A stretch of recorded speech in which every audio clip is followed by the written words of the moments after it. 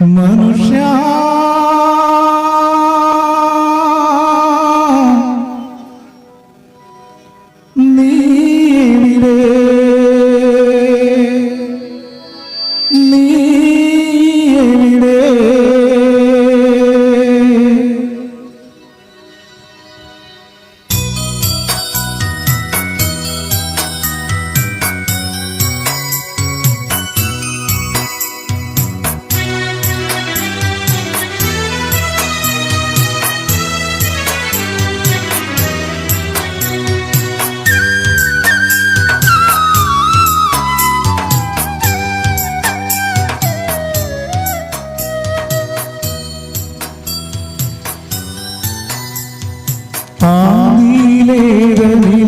പ്രതിച്ഛായയിൽ അധിപനായി വാഴിച്ച മനുഷ്യ ആദിയിലേതനിലെ പ്രതിച്ഛായയിൽ അധിപനായി വാഴിച്ച മനുഷ്യ നീ എവിടെ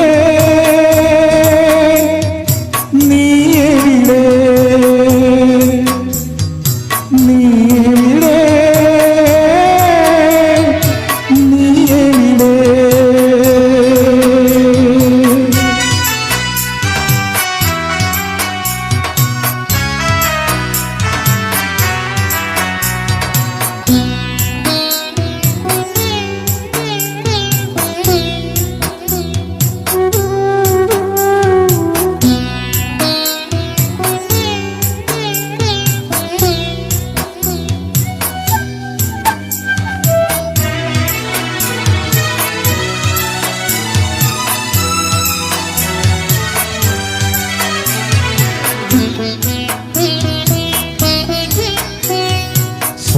സർവസൗഭാഗ്യവും തന്നു നിന്നെ ഭൂമിയെ വാഴുവാക്കിയില്ലേ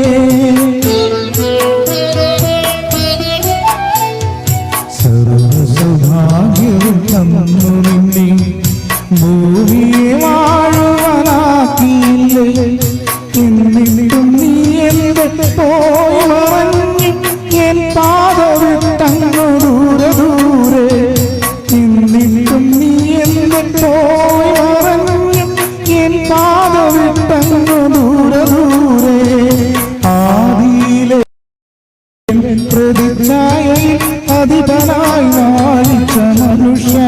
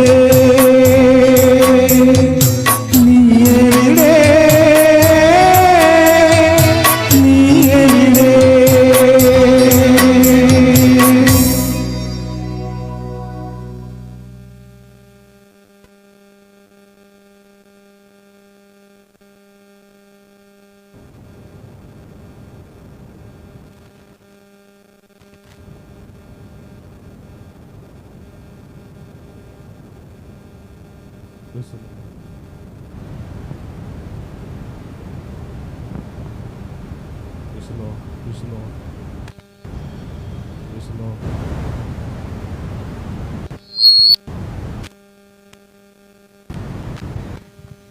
the Lord.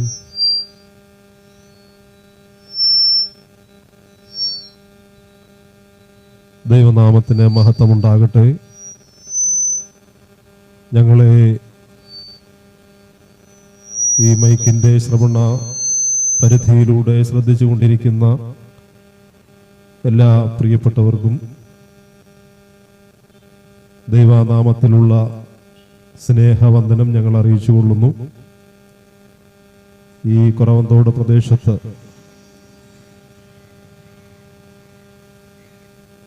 ഞങ്ങൾക്ക് ഇങ്ങനെ കടന്നു വന്ന് നിങ്ങളെ അഭിസംബോധന ചെയ്യുവാൻ ലഭിച്ച അവസരത്തെ ഓർത്ത് ദൈവത്തെ മഹത്വപ്പെടുത്തുന്നു. കേരളത്തിൻ്റെ വിവിധ ഭാഗങ്ങളിലായി സഞ്ചരിച്ച് സ്നേഹ സന്ദേശം നൽകിക്കൊണ്ടിരിക്കുന്ന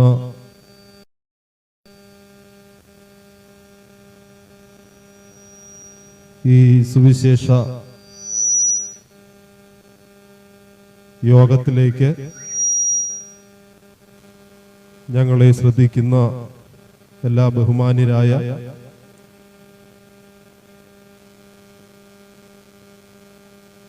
ദേശനിവാസികൾക്കും ഒരു പ്രാവശ്യം കൂടെ ഞങ്ങളുടെ വന്ദനം അറിയിക്കുന്നു. ഞങ്ങൾ ഈ തെരുവോരത്ത് നിങ്ങളോട്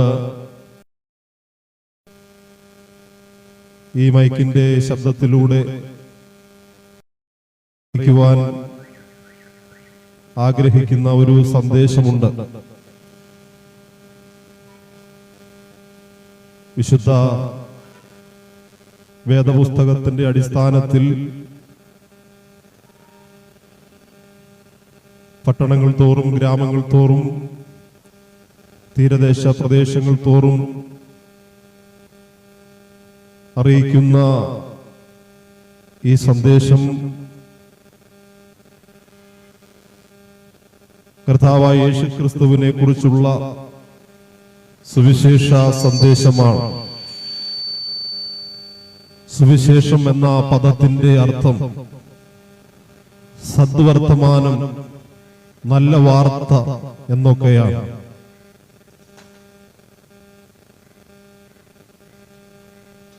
ധനവാനായാലും ദരിദ്രനായാലും വിദ്യാസമ്പന്നനായാലും വിദ്യാവിഹീനനായാലും കൊട്ടാരത്തിൽ പാർക്കുന്ന മനുഷ്യനായാലും കടത്തിണ്ണയിൽ അന്തിയുറങ്ങുന്ന മനുഷ്യനായാലും എല്ലാവരും ഒരുപോലെ ആഗ്രഹിക്കുന്നത് ജീവിതത്തിൽ നല്ല വാർത്തകൾ കേൾക്കണമെന്നുള്ളതാണ്. നല്ല അനുഭവങ്ങൾ കാണുവാനിടയാകണമെന്നുള്ളതാണ്. ഓരോ പ്രഭാതം പൊട്ടിവിടരുമ്പോഴും നമ്മുടെ ഉള്ളിലെ ആഗ്രഹം, ദൈവമേ ഇന്ന് നല്ല വാർത്തകൾ കേൾക്കുവാൻ എനിക്ക് ഇടയാകണം, നല്ല സംഭവങ്ങളെ കുറിച്ചുള്ള കേൾവി ഉണ്ടാകുവാനിടയാകണം. ഇതാണ് പലപ്പോഴും ഏത് മനുഷ്യനും ഒരുപോലെ ആഗ്രഹിക്കുകയും പ്രാർത്ഥിക്കുകയും ചെയ്യുന്നത്. എന്നാൽ നിർഭാഗ്യവശാൽ ഇന്ന് ദൃശ്യശ്രവണ മാധ്യമങ്ങളിലൂടെ നാം കേൾക്കുകയും കാണുകയും അറിയുകയും ചെയ്യുന്ന വാർത്തകൾ നല്ല വാർത്തകളല്ല. ഏത് മനുഷ്യന്റെ ജീവിതത്തിലും വേദനയുളവാക്കുന്ന, ഞെട്ടലുളവാക്കുന്ന, നമ്മെ ആശങ്കയുടെ മുൾമുനയിൽ കൊണ്ടുചെന്ന് നിർത്തുന്ന വാർത്തകളാണ് നാം കേൾക്കുകയും കാണുകയും ഒക്കെ ചെയ്തുകൊണ്ടിരിക്കുന്നത്. അങ്ങനെയുള്ള വാർത്തകൾ സോഷ്യൽ മീഡിയകളിലും മാധ്യമങ്ങളുമൊക്കെ നിറയുന്ന ഒരു കാലഘട്ടത്തിലാണ് നാം വന്നെത്തിയിരിക്കുന്നത്. എന്നാൽ മനുഷ്യന് ജീവിതത്തിൽ സമാധാനമോ സന്തോഷമോ നാളെക്കുറിച്ചുള്ള പ്രത്യാശയോ നൽകിത്തരുന്ന വാർത്തകളൊന്നും നമുക്ക് കേൾക്കുവാൻ കഴിയാതെ ഇരിക്കുമ്പോൾ സുവിശേഷകരായ ഞങ്ങൾക്ക് ഉറപ്പിച്ച് പറയുവാൻ കഴിയും, സുവിശേഷം അങ്ങനെയുള്ള ഒരു വാർത്തയല്ല. സുവിശേഷം എന്ന് പറയുന്നത് നല്ല വാർത്തയാണ്, സദ്വർത്തമാനമാണ്. ഏത് മനുഷ്യന്റെ ജീവിതത്തിലും സമാധാനവും സന്തോഷവും ജീവിതത്തിൽ പ്രത്യാശയും നൽകുന്ന ഒരു വാർത്ത ഉലകത്തിലുണ്ടെങ്കിൽ അത് കർത്താവായ യേശു ക്രിസ്തുവിന്റെ സുവിശേഷമാണ്. അതുകൊണ്ടാണ് ഞങ്ങൾ തെരുവുകൾ തോറും പട്ടണങ്ങൾ തോറും ഗ്രാമങ്ങൾ തോറും യാതൊരു ലജ്ജയും കൂടാതെ ഈ സന്ദേശം അറിയിച്ചുകൊണ്ടിരിക്കുന്നത്.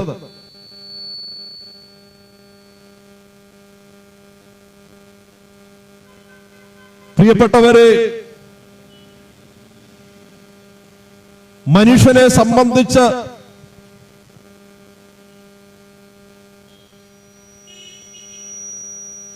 മനുഷ്യന് ലഭിക്കുന്ന ഏറ്റവും സന്തോഷം നൽകുന്ന ഒരു വാർത്തയുണ്ട്. ചില ദിവസങ്ങൾ കൂടി കഴിയുമ്പോൾ ലോകത്തിലുള്ള സകല മനുഷ്യരും ജാതി മത വ്യത്യാസമില്ലാതെ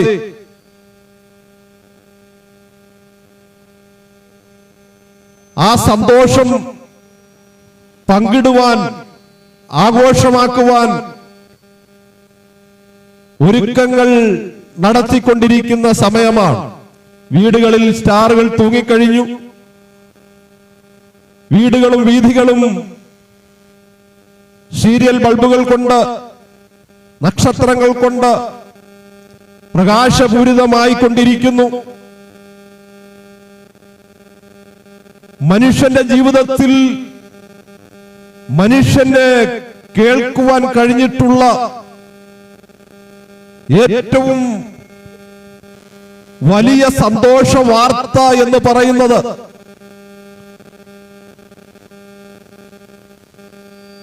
ഞങ്ങൾ വിശ്വസിക്കുകയും ഞങ്ങൾ ഉയർത്തിപ്പറയുകയും ചെയ്യുന്ന യേശുക്രിസ്തുവിന്റെ ജനനം സംബന്ധിച്ചുള്ള വാർത്തയാണ്. വിശുദ്ധ വേദപുസ്തകം നാം വായിക്കുമ്പോൾ കർത്താവായ യേശുക്രിസ്തു തിരുവെഴുത്തുകളിൻ പ്രകാരം ദാവീദിന്റെ പട്ടണമായ ബേത്ലഹേമിൽ ജനിക്കുവാനിടയായി. യേശുക്രിസ്തുവിന്റെ ജനനത്തിനും നൂറ്റാണ്ടുകൾക്ക് മുമ്പ് പ്രവാചകന്മാർ യേശുക്രിസ്തു എവിടെ ജനിക്കുമെന്നും എങ്ങനെ ജനിക്കുമെന്നും ഒക്കെ പ്രവചന ഗ്രന്ഥങ്ങളിൽ രേഖപ്പെടുത്തിയിരുന്ന ആ പ്രവചനങ്ങളുടെ ഒക്കെ നിവർത്തിയായി കർത്താവായ യേശുക്രിസ്തു യഹൂദിയിലെ ബേത്ലഹേമിൽ ജനിക്കുവാനിടയായി. ചില ദിവസങ്ങൾ കൂടെ കഴിയുമ്പോൾ യേശുക്രിസ്തുവിന്റെ തിരുപ്പിറവി ലോകമനുഷ്യർ മുഴുവൻ ആഘോഷിക്കുവാൻ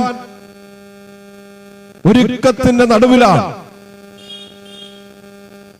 കർത്താവായ യേശുക്രിസ്തു ദാവീദിന്റെ പട്ടണമായ യഹൂദിയിലെ ബേത്ലഹേമിൽ ജനിച്ച അമ്മ ആ പ്രദേശത്ത് രാത്രിയിൽ ആട്ടിൻകൂട്ടത്തിന് കാവൽ കാത്തുകൊണ്ട വെളിപ്രദേശത്ത് ഒരു കൂട്ടം ആട്ടിടയന്മാർ പാർത്തിരുന്നു. പെട്ടെന്ന് ഒരു വലിയ വെളിച്ചം അവരെ ചുറ്റി പ്രകാശിച്ചു.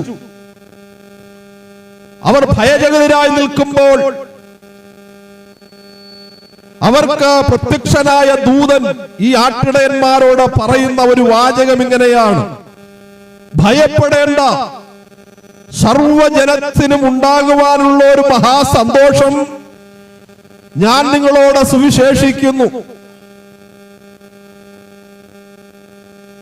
ജാതി മത വർണ്ണ വ്യത്യാസം കൂടാതെ സർവജനത്തിനും ഒരുപോലെ ഉണ്ടാകുവാനുള്ള ഒരു മഹാസന്തോഷം. എന്താണ് മഹാസന്തോഷം?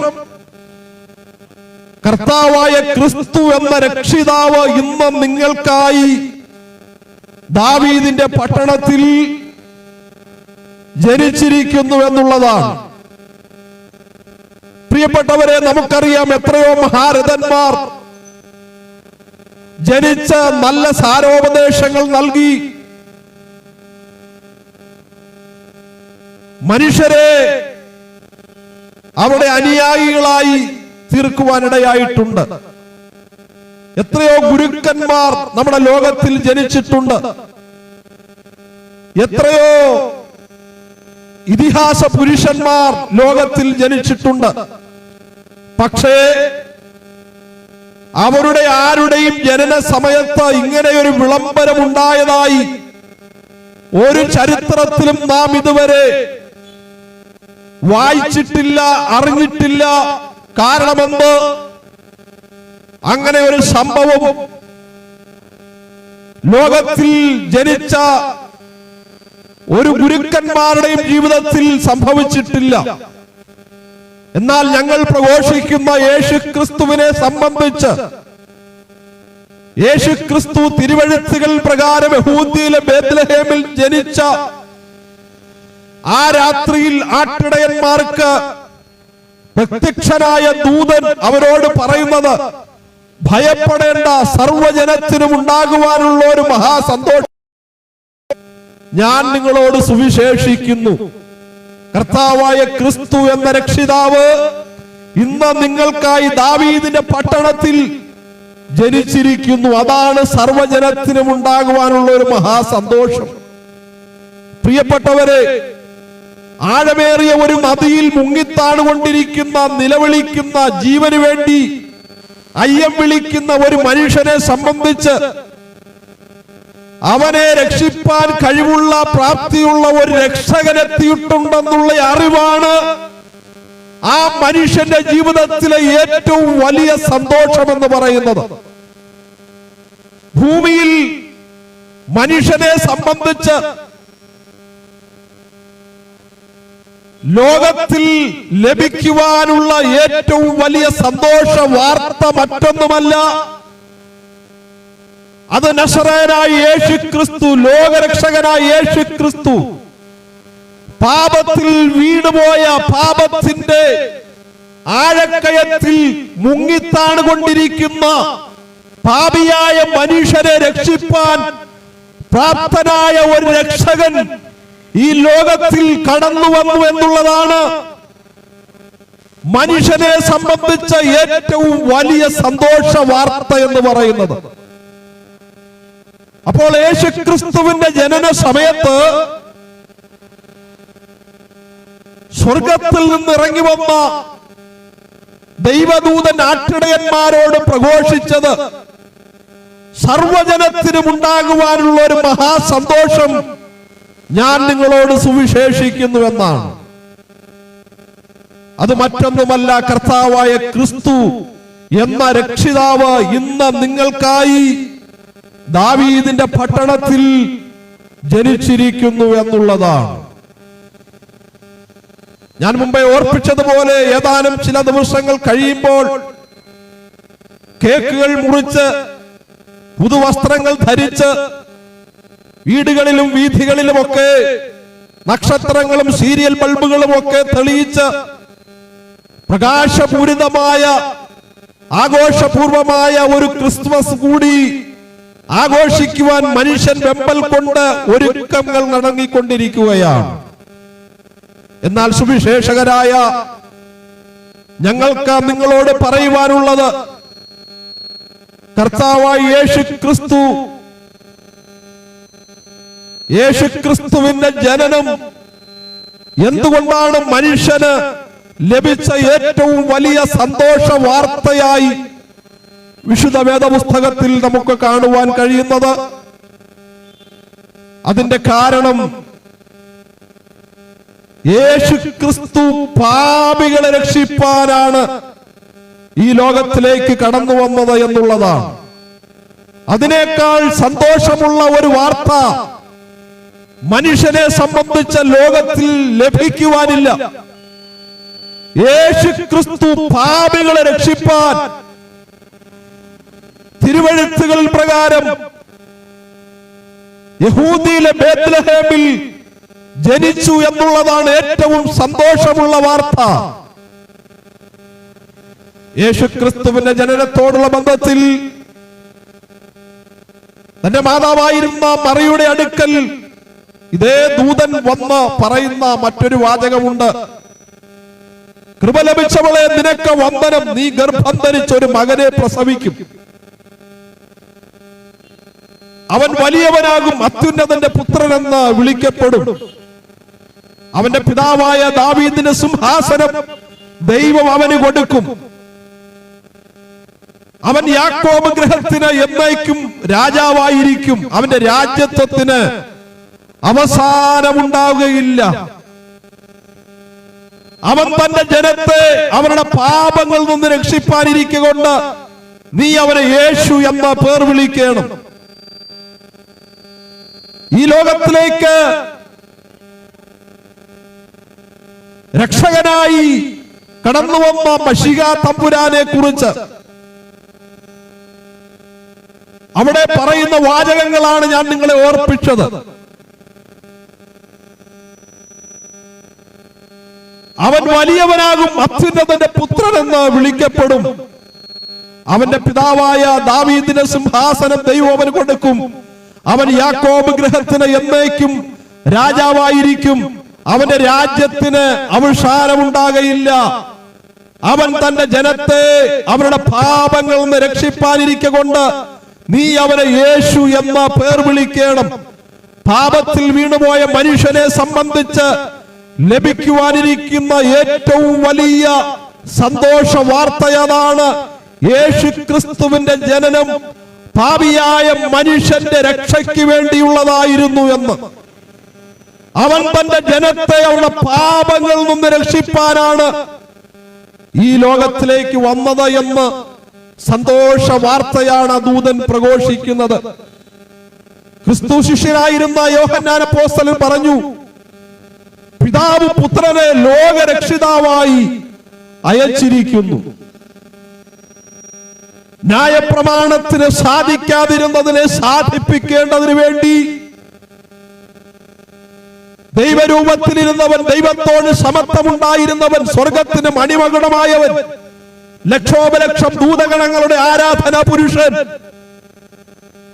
സ്വർഗത്തിന്റെ സകല മഹിമകളും ഉപേക്ഷിച്ച് തന്നെത്താൻ താഴ്ത്തി തന്നെത്താൻ ഒഴിച്ച വേഷത്തിൽ മനുഷ്യനായി മരണത്തോളം, ക്രൂശിലെ മരണത്തോളം തന്നെ അനുസരണമുള്ളവനായി തീർന്നു. അതേ പ്രിയപ്പെട്ടവരെ, യേശുക്രിസ്തു പാപികളെ രക്ഷിപ്പാൻ ഈ ലോകത്തിൽ വന്നു എന്നുള്ളതാണ് മനുഷ്യനെ സംബന്ധിച്ച് ലഭിക്കുവാനുള്ള ഏറ്റവും സന്തോഷകരമായ വാർത്ത എന്ന് പറയുന്നത്. അവൻ തന്റെ ജനത്തെ അവരുടെ പാപങ്ങളിൽ നിന്ന് രക്ഷിപ്പാൻ ഈ ലോകത്തിലേക്ക് കടന്നു വന്നു. ഞങ്ങളെ ശ്രദ്ധിക്കുന്ന പ്രിയപ്പെട്ടവരെ, ഞാൻ എന്റെ വാക്കുകൾ ചുരുക്കുകയാണ്.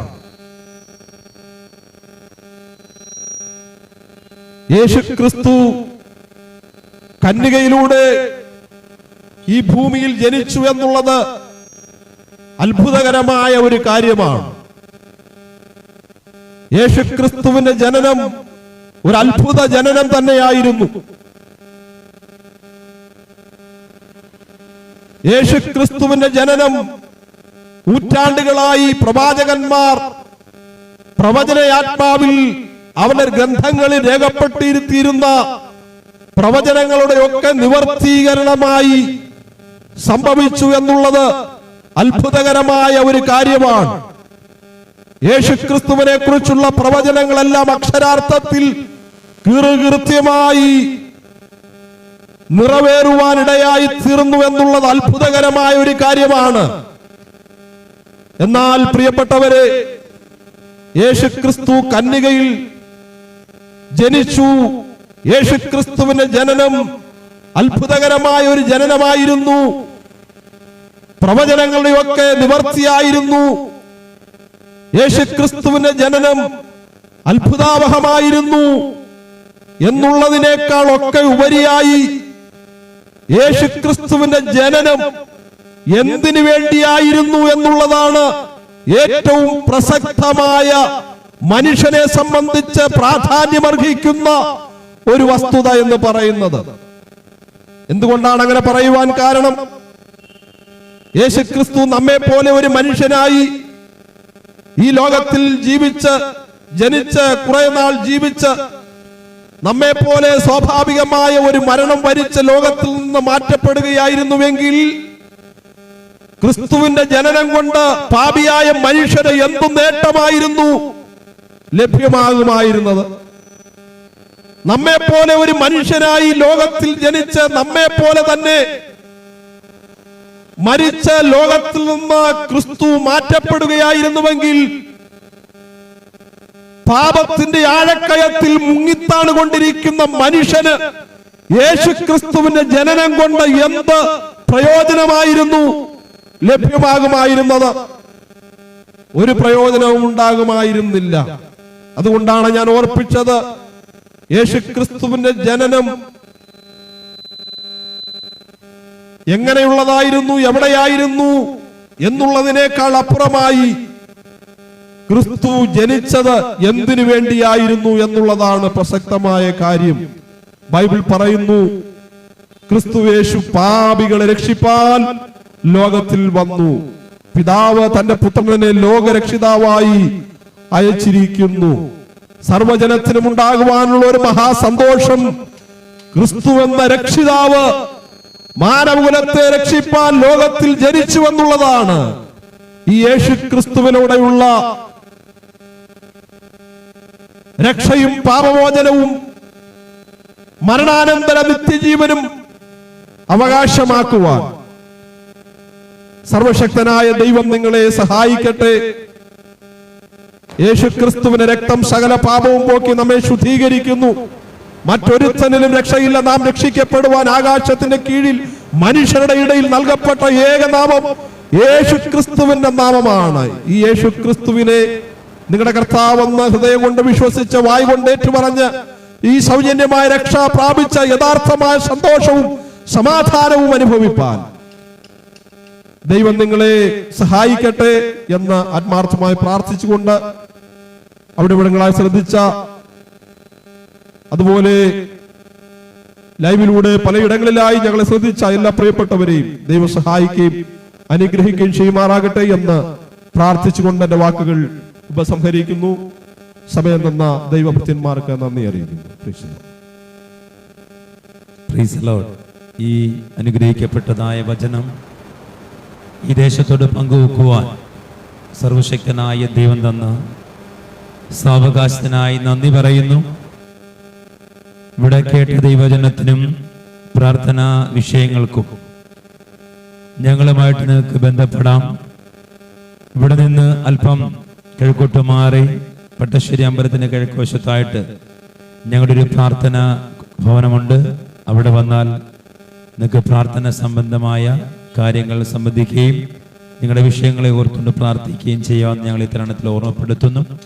അതുപോലെ തന്നെ ഓൺലൈനിലൊക്കെ ഞങ്ങളുടെ ഈ പ്രാർത്ഥനാ കാര്യങ്ങൾ വാച്ച് ചെയ്യുവാൻ സ്നേഹദിനം എന്നുള്ള കൂട്ടായ്മയുള്ള യൂട്യൂബ് ചാനൽ നിങ്ങൾക്ക് സെർച്ച് ചെയ്താൽ മതി. പ്രാർത്ഥനകൾക്കും പ്രാർത്ഥനാ കൂട്ടായ്മകൾക്കും അതിൽ ഞങ്ങളെ വാച്ച് ചെയ്യുന്നുള്ള കാര്യം ഞങ്ങൾ ഓർമ്മപ്പെടുത്തുന്നു. ഇതുവരെ ഈ തിരുവചന ശബ്ദം കേൾക്കുകയും ശ്രദ്ധിക്കുകയും ചെയ്ത എല്ലാ നല്ലവരായ ദേശനിവാസികൾക്കും ഒരിക്കൽ കൂടെ ഹൃദയത്തിന്റെ ഭാഷയിൽ നന്ദി അറിയിച്ചുകൊണ്ട് നീക്കൊണ്ട് ഞങ്ങൾ പ്രാർത്ഥിക്കുന്നു. പരിശുദ്ധനായ ഞങ്ങളുടെ ദൈവമേ, സ്വർഗീയ നല്ല കർത്താവേ, ഈ മനോഹരമായ നല്ല സമയത്ത് ഞങ്ങളുടെ ദേശത്ത് കടന്നു വന്ന് അങ്ങയുടെ മാറ്റമില്ലാത്ത വചനം ഞങ്ങൾക്ക് അറിയിപ്പാൻ ദൈവം ഞങ്ങളെ സഹായിച്ചനായി സ്തോത്രം. പാട്ടിലൂടെ, പ്രാർത്ഥനയിലൂടെ, തിരുവചനത്തിലൂടെ അങ്ങയുടെ നാമത്തെക്കുറിച്ച് വിളിച്ചറിയിപ്പാൻ ദൈവം ഞങ്ങളെ സഹായിച്ചു. ഇത് കേട്ട എല്ലാ ദേശനിവാസികളെയും ദൈവകരങ്ങളിലേക്ക് ഏൽപ്പിക്കുന്നു. ആരെങ്കിലും രോഗത്താൽ ഭാരപ്പെടുന്നെങ്കിൽ, ആരെങ്കിലും മദ്യപാനത്താൽ അമപ്പിടിയിൽ അകപ്പെട്ടിരിക്കുന്നെങ്കിൽ അവർക്കൊക്കെ അതിന് മോചനം, വിടുതലും സൗഖ്യതയും കൊടുക്കണമെന്ന് ദൈവത്തോട് ഞങ്ങൾ പ്രാർത്ഥിക്കുന്നു. സ്വദേശത്തും വിദേശത്തും ജോലിക്കായി കടന്നു പോയിരിക്കുന്ന പ്രിയപ്പെട്ടവർക്ക് വേണ്ടി പ്രാർത്ഥിക്കുന്നു.